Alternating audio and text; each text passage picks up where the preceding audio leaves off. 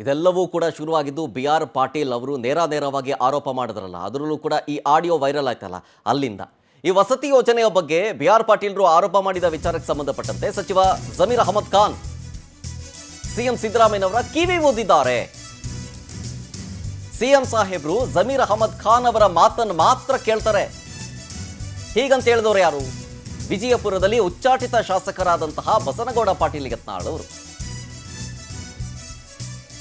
ನೋಡಿ, ಅವ್ರ ಸರ್ಕಾರದಲ್ಲಿ ಯಾರು ಕೂಡ ಸಿಎಂ ಸಿದ್ದರಾಮಯ್ಯ ಹತೋಟಿಯಲ್ಲಿ ಇಲ್ಲ. ಒಂದು ಕೆಟ್ಟ ಗುಂಪು ಸಿಎಂ ಅವರನ್ನ ಹಾಳು ಮಾಡ್ತಾ ಇದೆ. ಅದರಲ್ಲೂ ಸಚಿವರೇ ನೇರವಾಗಿ ಹಣ ಪಡ್ಕೊಂಡು ಕೆಲಸ ಮಾಡ್ತಿದ್ದಾರೆ. ಹೀಗಂತ ವಿಜಯಪುರದಲ್ಲಿ ಉಚ್ಚಾಟಿತ ಶಾಸಕ ಬಸನಗೌಡ ಪಾಟೀಲ್ ಯತ್ನಾಳ್ ನೇರವಾಗಿ ಆರೋಪ ಮಾಡಿದ್ರು.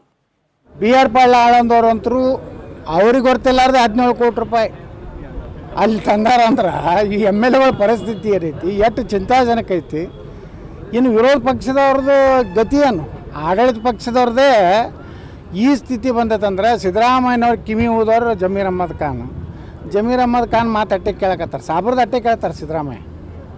ಹಿಂದೂಗಳದ್ದು ಕೇಳೋದಿಲ್ಲ, ಸ್ವತಃ ಅವ್ರ ಸಮಾಜದ್ದು ಕೇಳಲಾಗ್ಯಾರ. ನನಗೆ ಸಂಶಯ ಬರ್ಲಾಕತ್ತೆ, ಸಿದ್ದರಾಮಯ್ಯನು ಹಿಂಗ್ಯಾಕೆ ಸಾಬ್ರದೇ ಕೇಳಕತ್ತಾರೆ. ಏನು ಗದ್ದಲಾಗೈತೋ ಗೊತ್ತಿಲ್ಲ.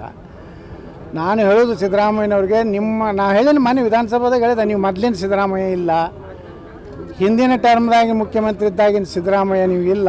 ನಿಮ್ಮಲ್ಲಿ ಒಂದು ರೀತಿ ಒಂದು ಕೆಟ್ಟ ಗುಂಪು ನಿಮ್ಮ ಸೇರಿ ನಿಮ್ಮನ್ನು ಹಾಳು ಮಾಡಕತ್ತಾರೆ. ಆದರೆ ಅದಕ್ಕೆ ಹೇಳಿದ್ರೆ ಇಲ್ಲ ಯಾವೆಲ್ಲ ನಾ ಮೊದಲಿನ ಸಿದ್ದರಾಮಯ್ಯ ಹಿಂಗೆ ಅಂತ ಹೇಳಿದ್ರು. ಆ ದುರ್ದೈವನಂದ್ರೆ ಕರ್ನಾಟಕದಲ್ಲಿ ಇಡೀ ಕಾಂಗ್ರೆಸ್ ಸರ್ಕಾರ ಭ್ರಷ್ಟಾಚಾರದಲ್ಲಿ ತುಂಬಿ ತುಳುಕಲಾಕತ್ತೈತೆ. ಯಾವುದೇ ಒಂದು ಕೆಲಸ ಮಂತ್ರಿಗಳೇ ನೇರವಾಗಿ ರೊಕ್ಕ ತೊಗೊಂಡು ಕೆಲಸ ಮಾಡಕತ್ತಾರೆ. ಯಾಕಂದ್ರೆ ಅವ್ರಿಗೆ ಯಾವಾಗ ಮಂತ್ರಿ ತೆಗಿತಾರನ್ನೋ ಭಯ, ಯಾವಾಗ ಏನಿದ್ರು ಮಾಡ್ಕೊಂಡು ಹೋಗ್ಬಿಡ್ಬೇಕು ಅನ್ನೋಂಥದ್ದು. ಹೀಗಾಗಿ BJP ಮ್ಯಾಗ ಆರೋಪ ಮಾಡ್ತಿದ್ರು 40% ಅಂತೇಳಿ. ಅದು ಇನ್ನೂವರೆಗೆ 40% ಪ್ರೂವ್ ಮಾಡಲಿಕ್ಕಾಗಿಲ್ಲ ಈ ಸರ್ಕಾರ ಬಂದು. BR ಪಾಟೀಲ್ ಆಳಂದವ್ರಂತರೂ ಅವ್ರಿಗೆ ಗೊತ್ತಿಲ್ಲಾರ್ದೆ 17 ಕೋಟಿ ರೂಪಾಯಿ